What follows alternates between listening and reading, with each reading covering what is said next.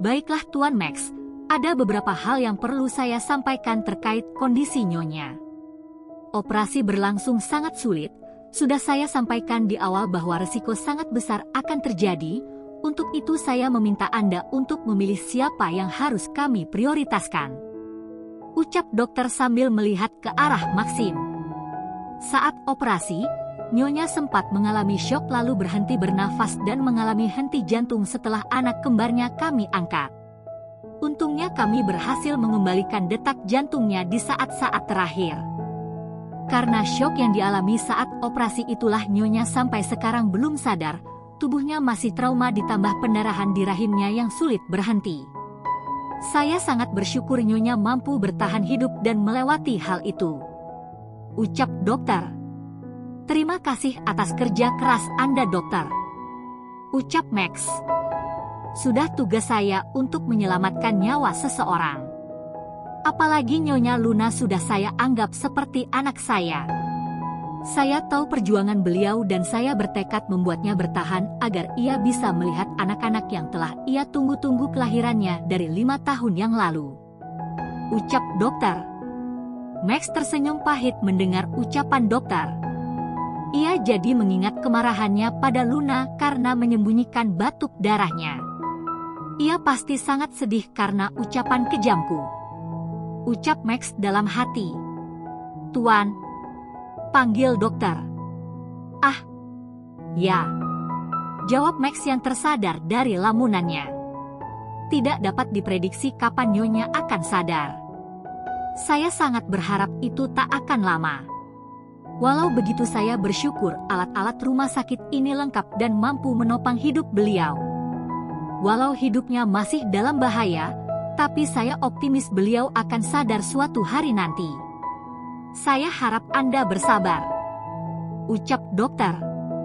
Dan terkait laporan Anda yang melihat Nyonya Luna mimisan, saya juga sudah mendapatkan hasil tes laboratoriumnya.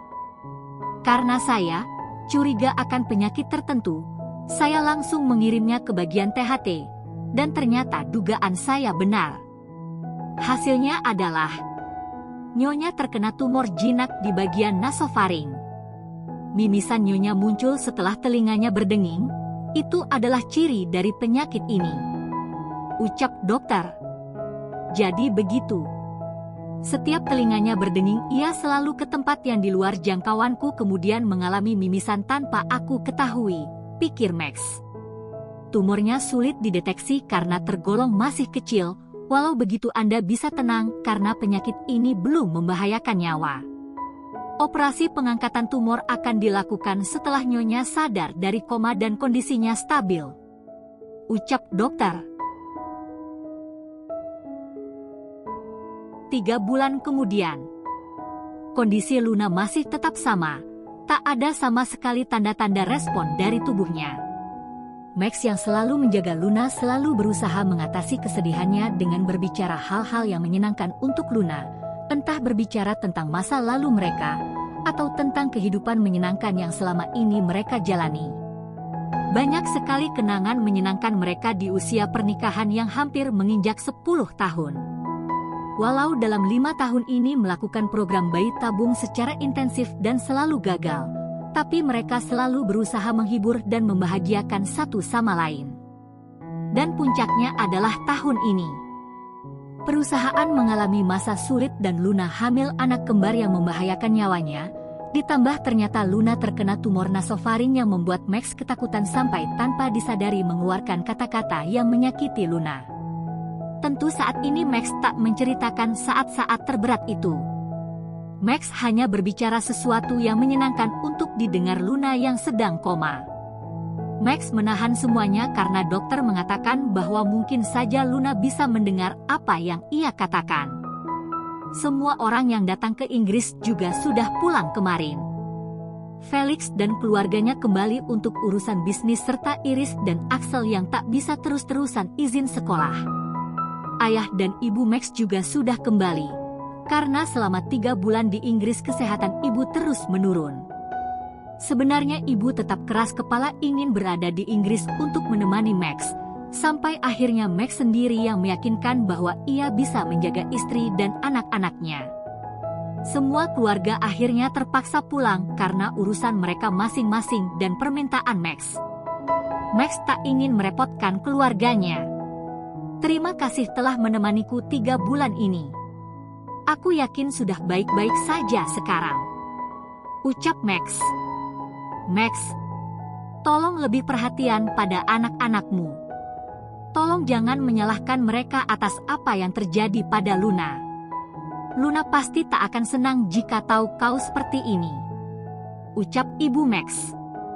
Bukan tanpa alasan Ibu Max berpesan seperti itu, semuanya karena selama 3 bulan ini Max baru 3 kali mengunjungi dan melihat anak-anaknya sejak mereka lahir.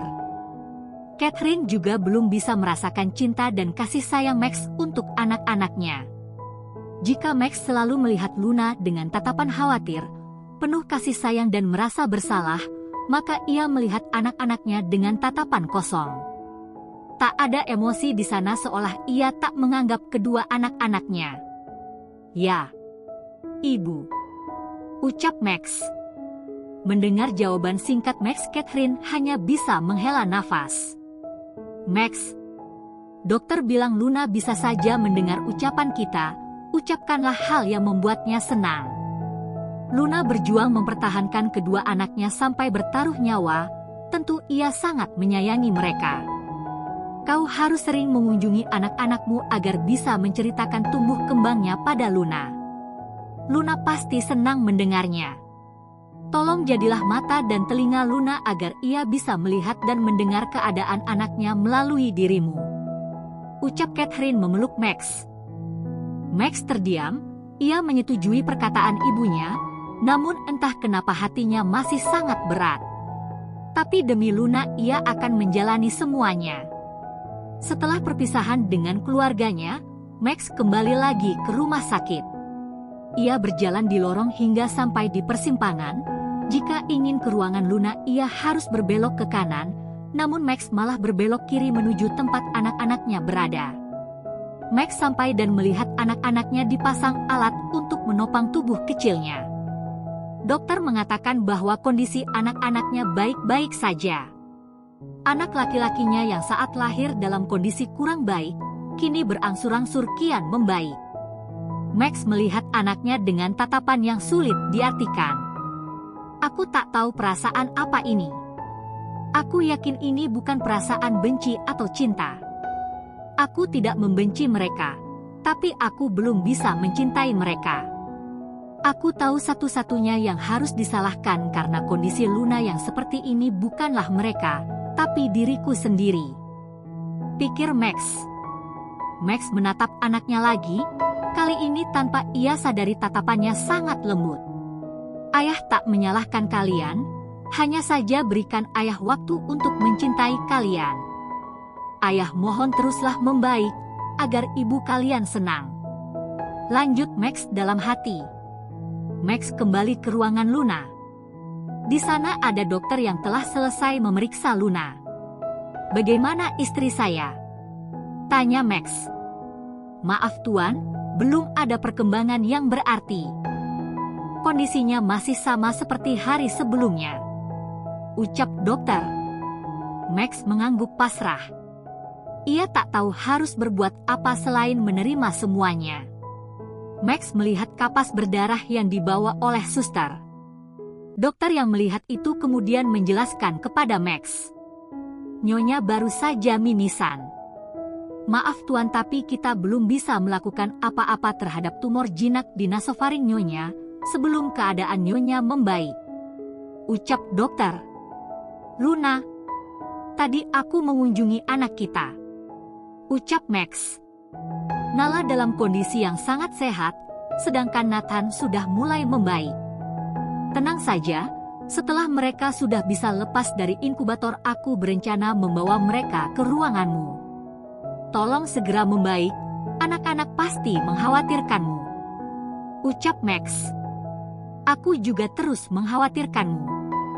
Aku rindu suaramu, aku rindu tawamu, aku merindukan segalanya tentangmu, ucap Max.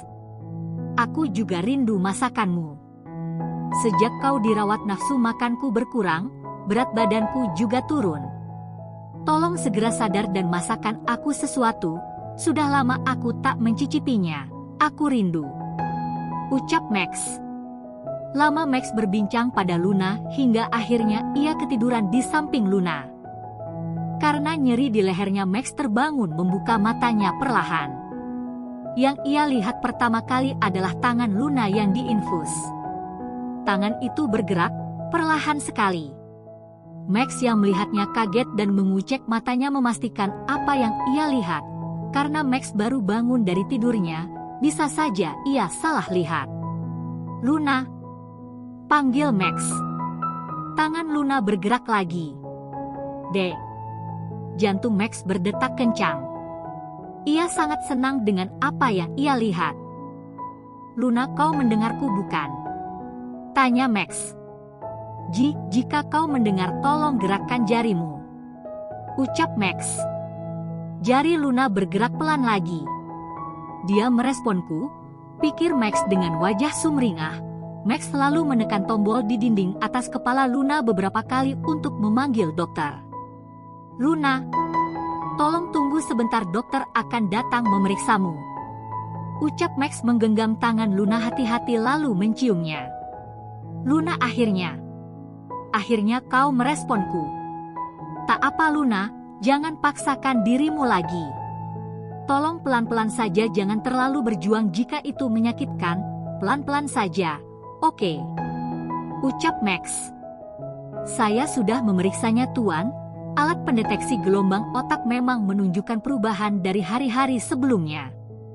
Akhirnya Nyonya sudah melalui masa kritisnya. Nyonya mungkin belum bisa sadar sepenuhnya, tapi ia sudah mulai bisa merespon lingkungan sekitarnya. Ucap dokter. Syukurlah. Ucap Max senang. Lalu kapan istri saya bisa membuka mata dan sadar sepenuhnya? Tanya Max. Prediksi saya paling lama 2 bulan. Dan saya yakin Nyonya akan bisa sadar lebih cepat dari itu. Ucap dokter. Beberapa minggu kemudian, hari-hari berlalu dengan cepat, bahkan kecemasan itu tak lagi membekas pada Max. Ia masih sering mengajak Luna berbicara, kadang Luna meresponnya dengan menggerakkan jari, kadang Luna juga tak merespon, walau begitu Max tak pernah khawatir lagi. Max tak ingin Luna memaksakan diri karena cepat atau lambat Luna pasti akan kembali padanya. Seiring dengan membaiknya kondisi Luna, Max juga jadi sering mengunjungi anak-anaknya. Ia bahkan mengunjunginya setiap hari. Max meluangkan waktu 1 jam untuk melihat anaknya. Setelah itu ia akan menghabiskan harinya di ruangan Luna. Umur anak kita sudah hampir menginjak 4 bulan seperti yang sudah aku ceritakan padamu 2 minggu yang lalu. Nala sudah melepaskan alat yang menempel di tubuhnya. Semenjak itu ia jadi sering menangis. Kata dokter itu hal yang wajar dan itu justru baik untuknya. Sedangkan Nathan besok akan melepaskan semua alat yang menempel di tubuhnya. Tenang saja, Nathan sudah sangat baik-baik saja. Walau ia masih sangat pendiam tak seaktif Nala karena ia jarang menangis, tapi mereka tumbuh dengan luar biasa. Besok mereka akan keluar dari inkubator dan aku akan memindahkannya ke ruangan ini. Aku berharap kondisimu semakin membaik dengan adanya mereka. Aku yakin kau sudah tak sabar bertemu mereka. Ucap Max. Keesokan harinya. Syukurlah, saya merasa senang anak-anak Anda telah sehat. Mereka akan tumbuh lebih sehat ke depannya. Dan mungkin ini hari terakhir saya melakukan perawatan untuk mereka. Ucap dokter. Sekali lagi selamat Tuan, Max. Anda dan Nyonya Luna akhirnya telah menjadi ayah dan 5 tahun ini Anda dan Nyonya Luna telah berjuang dengan keras. Ucap dokter sambil melihat Luna yang terbaring di ranjang. Terima kasih atas kerja keras Anda dokter. Saya berhutang 3 nyawa kepada Anda. Terima kasih telah menyelamatkan nyawa istri dan anak-anak saya serta membuat mimpi kami untuk menjadi orang tua akhirnya terwujud. Ucap Max. Tentu Tuan Maxim. Saya juga berterima kasih atas perjuangan Anda berdua. Terima kasih telah sabar dan mempercayakan semua kepada saya. Saya belajar banyak hal dari Anda berdua, ketulusan, kesabaran, dan rasa saling percaya satu sama lain. Saya tak pernah menemukan pasangan sehebat Anda berdua dalam 30 tahun karir saya sebagai dokter. Kedepannya saya akan menceritakan dan menularkan semangat kalian kepada pasien-pasien saya yang juga berjuang memiliki anak. Ucap dokter. Anda terlalu berlebihan. Saya bahkan hampir mencelakakan istri saya sendiri. Untungnya ia sangat kuat dan mampu bertahan. Saya tidak bisa membayangkan jika ia pergi, maka saya tidak akan pernah bisa memaafkan diri saya sendiri. Ucap Max tertunduk sedih. Anda tidak boleh berbicara seperti itu. Saya yakin Nyonya tak akan pernah menyalahkan Anda. Nyonya wanita yang kuat sehingga mampu bertahan. Ia mampu bertahan pasti untuk Anda. Ia tahu Anda tak bisa hidup tanpanya. Mungkin tekad itu yang membuat Nyonya bisa bertahan hingga sekarang. Maka dari itu tolong berhenti menyalahkan diri Anda sendiri. Ucap dokter. Max masih diam sambil melihat pantulan dirinya di porselen lantai rumah sakit. Waktu itu saya memberikan pilihan untuk Anda karena saat melihat kondisi Nyonya saya pikir ia tak akan mampu bertahan. Namun, saya lega ternyata saya salah. Dan itu pasti Anda. Anda adalah alasan kenapa Nyonya bisa bertahan. Nyonya pasti sangat mencintai Anda. Apapun masalah Anda dan Nyonya, saya yakin semua akan segera berakhir, karena kalian berdua adalah pasangan hebat yang pernah saya temui, yang bersedia menanggung rasa sakit agar satu sama lain bahagia. Ucap dokter. Max kemudian mengangkat kepalanya dan melihat ke dokter. Terima kasih dokter. Tolong sesekali berkunjunglah jika ada waktu luang untuk melihat kami. Bagi saya dan Luna Anda adalah orang tua kami. Ucap Max tersenyum tulus. Pu. Dokter menepuk lalu mengusap pundak Max lembut. Tentu. Saya akan berkunjung saat ada waktu luang. Tolong jaga Luna, Nathan, dan Nala. Anda harus kuat karena kebahagiaan 3 orang ini adalah tanggung jawab Anda. Ucap dokter. Max mengangguk dan tersenyum. Ya. Saya akan menjaga mereka dengan sebaik-baiknya. Terima kasih dokter. Ucap Max.